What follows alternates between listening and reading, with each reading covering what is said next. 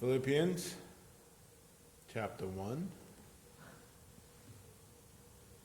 We made it all the way up to verse 25.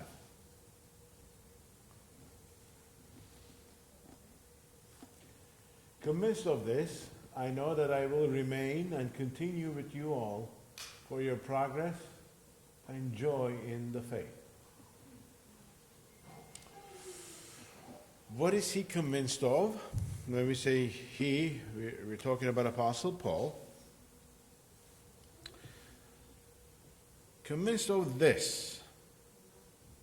This is the part that we spoke about last week. The passage that started with the phrase, "For me to live is Christ, and to die is gain. But if I am to live on in the flesh, this will mean fruitful labor for me, and I do not know which to choose." Remember, we spoke about his dilemma. "But I'm hard-pressed from both directions, having the desire to depart and be with Christ, for that is very much better. Yet to remain in the flesh is more necessary for your sake." Now, this is where we left Apostle Paul. He was saying that, hey, life itself is Jesus for me. And because of the circumstances, earlier in the chapter, he said, according to my earnest expectation and hope, that I will not be put to shame in anything, but with all boldness Christ will even now, as always, be exalted in my body, whether by life or by death. So he was ready to die or to live for Christ. And he was explaining, saying, look, if I die, it's fine, it's actually much better. But if I live, that means God has a purpose for me here. And that purpose was his call to God's service, to ministry, right? And he says, if I am staying here, if God is keeping me here, there's a purpose for me. And that purpose is, we read today, that I know I will remain and continue with you with the progress and joy in the faith. I want us to pay attention to this. This is what he's convinced of. He's convinced in his heart that if he remains here, he's convinced that he's going to remain, that when he remains here, he is going to continue with all of them for the progress and joy in the faith. That's the key I want us to focus on today. One, progress. What does he mean by progress? Remember, he started this church, and he's talking to them, and there's an expectation as all believers to grow. The understanding, sense of progress, growth. God expects us to grow spiritually.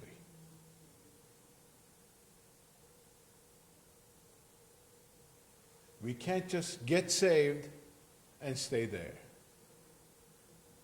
We can't just become believers. All right, I'm going to heaven, I'm done. No. If that's our attitude, there is something wrong in our salvation experience.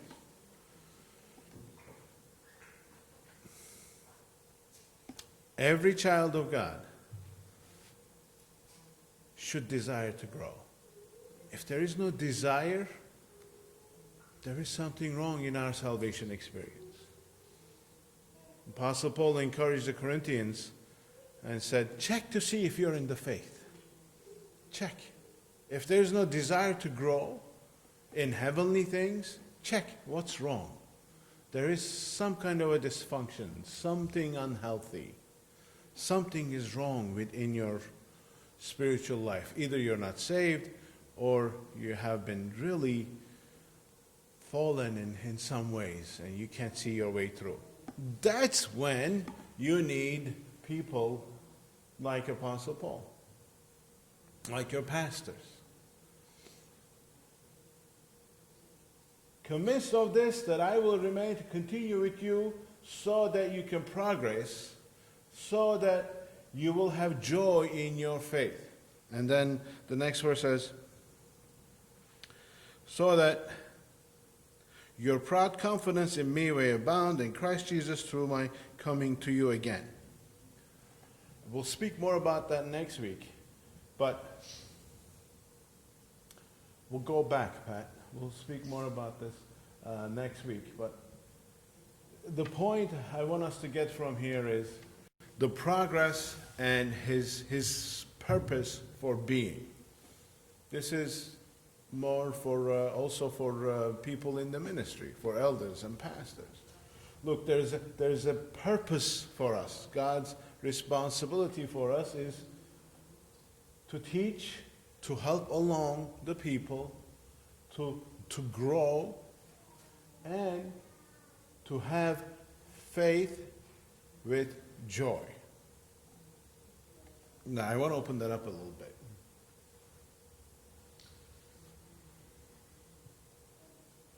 Our responsibility is to help along people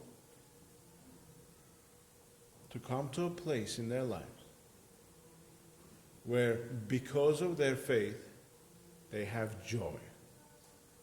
Not because of their circumstances. And as believers, as you're ministering in other people's lives, your family members, friends, that should also be your focus. Helping along people to encourage them in their faith so that they will have joy in their lives. Now, we speak a lot about this. There are two kinds of joy. Well, we differentiate it with happiness and joy. There is a difference. Happiness is because of circumstances. Joy is regardless of your circumstance. So this is what Apostle Paul is saying. Hey, if they don't kill me, which I'm sure they're not going to, he's saying, right? If I'm still in the body, it's so that I can help you guys grow, so that you learn that your joy doesn't depend on your circumstances, but it depends on your faith. Now, question to you, to us. What is stealing your joy? We all have things that steal our joy. They're called, it's a very original name. You ready? Joy stealers.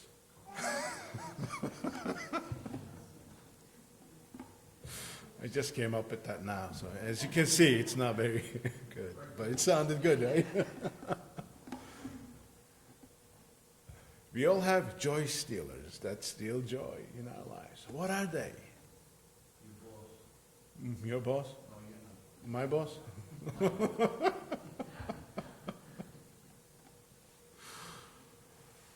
Yes. It could be work-related issues. It could be family-related, finances, children, relatives, health, fill in the blank. There's a million things that steal our joy.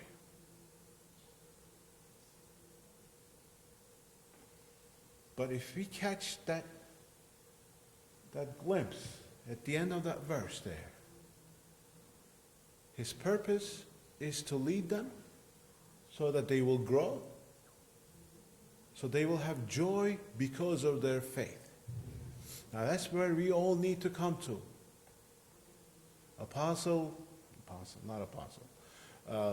David, King David, psalmist, right? He said, restore to me the joy of my salvation. He had lost it. And there was a period in my time where I wasn't happy. Well, you could say, Steve, that looks like you every day. But no, there was even worse times before. You know? And I would say, I would ask other believers who were more seasoned than I would say, hey, I don't have the joy of this salvation this book is talking about. Where is it? I'm saved. I know I'm saved. There is no sin in my life that I know of. Right? Why am I depressed? Why am I down? Why am I sad? Why am I not happy? Where is this joy of the salvation that God promises? And at times it's tempting to ask that question. The answer is pretty boring, actually, but it's true. The answer is this. If I am looking for my joy in the happiness that is brought by circumstances, I will always be disappointed. Meaning, if I am looking for joy within my circumstance, I will be disappointed because circumstances will always change. And they will always be less than perfect. I can guarantee you. They will always be less than ideal. There will always be things missing in your life. You will have some things here, you won't have some things there. If your focus is on here, guess what? You will always be miserable. So what's the answer? The answer is, one, pray like David did, restore to me the joy of my salvation. And two, remember that this body, this pulpit, this building, this planet, this universe, our lives, the time span that we live here, all of our relationships, interactions, all of our achievements, ambitions, dreams, they're all going to burn. They're all temporary. We are visiting here. We are sojourners. We are only here for a speck of time. We're called, your time on earth is like vapor. Have you seen vapor? Steam comes out. How long does it linger around? Half a second, it's gone. Steam comes out, it's gone. That's our life on earth. In light of eternity, our lives are but a second. All of our things that we think we're missing, or we can't achieve, or we don't have, or we wish we had, they're all temporary. And guess what? All your achievements are temporary. Everything that is good in your life is also temporary. Luke agrees. They're all going to burn. So what matters? What's going to stand at the end? Our faith. And in eternity, we need to have this mindset. Right? This is a temporary time. This is a makeshift life. We are here passing through.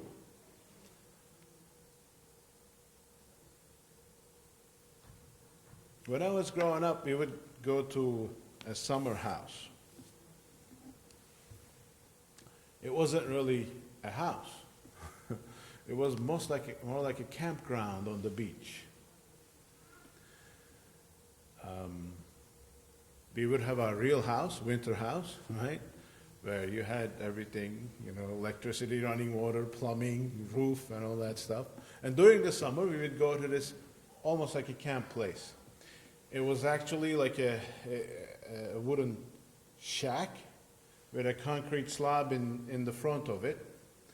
So every summer we would go there, put some wood framing, tarp it up, plug the electric, bring one light bulb in, and the bathrooms were back down yonder somewhere.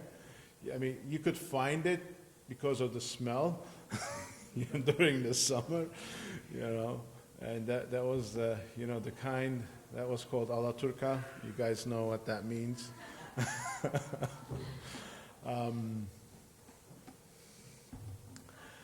It was basically a building with a hole in the ground, you know?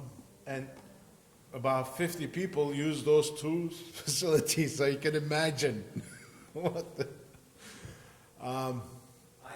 in, yeah, in case it rained on the tarp, you would put these plastic things, you know. So it was really makeshift. We didn't have any plumbing, we didn't have running water, but it was right by the beach. It was nice.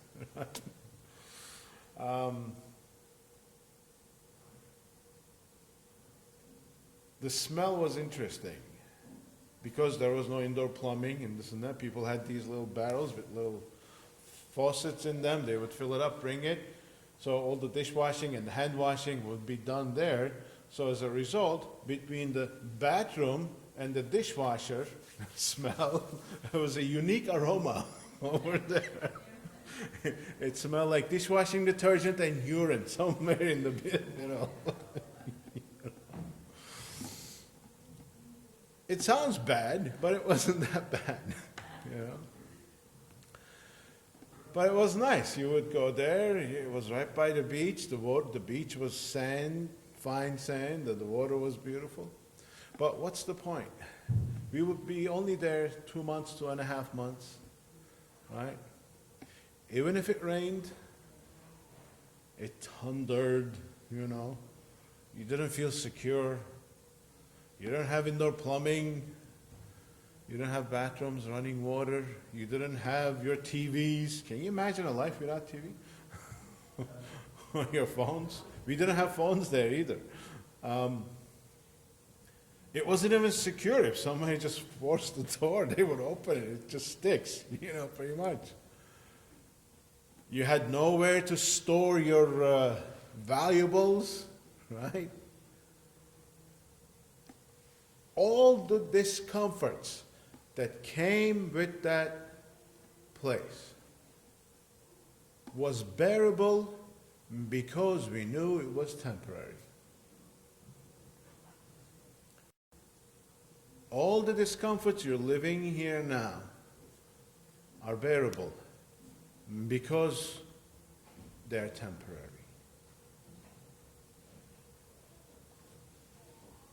Because our joy doesn't depend on having indoor plumbing. It depends on where we are headed, where there is indoor plumbing. I hope you know I'm using that as a metaphor, right? It's not about what we have here. Yes, we have good stuff, sandy beach, nice water, but there's a lot of stuff we're missing too. But this is not where we belong. This is not home, guys. This is not home. When you're feeling down, when you're depressed, when you're focusing on the things you do not have, please remember, your joy is being stolen by those thoughts. Your joy is not about having it all here. You will never have it all. If you will have one thing you're missing, you will have 100 things you won't have on the other side. If you're missing a house, you'll have a house, but you'll be missing other things. If it's a family, if you don't have a family, if you might have family, but have a ton of other problems. It's always missing something, and it will always be missing something. I know grass is always greener on the other side, but just know this, God will never give you more than you can handle, and it's not about here.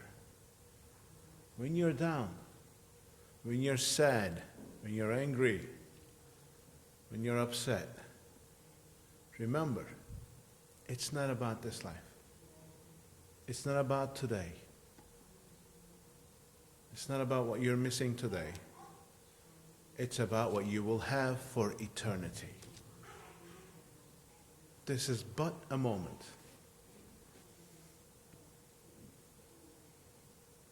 You guys know the story behind the song that's pretty famous. It is well with my soul, right? The guy that wrote it, I'll tell you really fast, lost everything he had in the Chicago fire, and because of that, him and his family wanted to just go away somewhere. They planned a trip, but there wasn't room for him and all of his family, so he had to stay behind. His wife and his kids took the ship, and he was going to catch the next one. Well, they all drowned and died. Guy lost everything and all his family. As they were passing through the spot where the ship sank, the captain stopped, and this guy went to his cabin and wrote this song. It is well with my soul. I don't know if Jen can play that for us. I'm putting her on the spot right now. I didn't know I was going to go into this.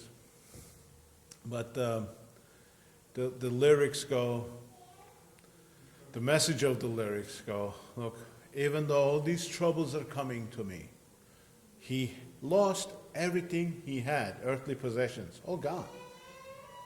All his money is gone. Now all of his family is gone, his loved ones. His kids died. His wife sent a telegram to him. Survived alone. They lost all their kids. Yet he could say, it is well with my soul. Why? Because his joy did not depend on his circumstance. It was because his soul was secure in eternity, and he knew he was going to see those kids in eternity. So, points from today. God expects us to grow. There is a progress we need to have. We need to be a better Christian today than we were last year. There needs to be spiritual growth. 2, our joy is based on our faith, not in our circumstances. Amen?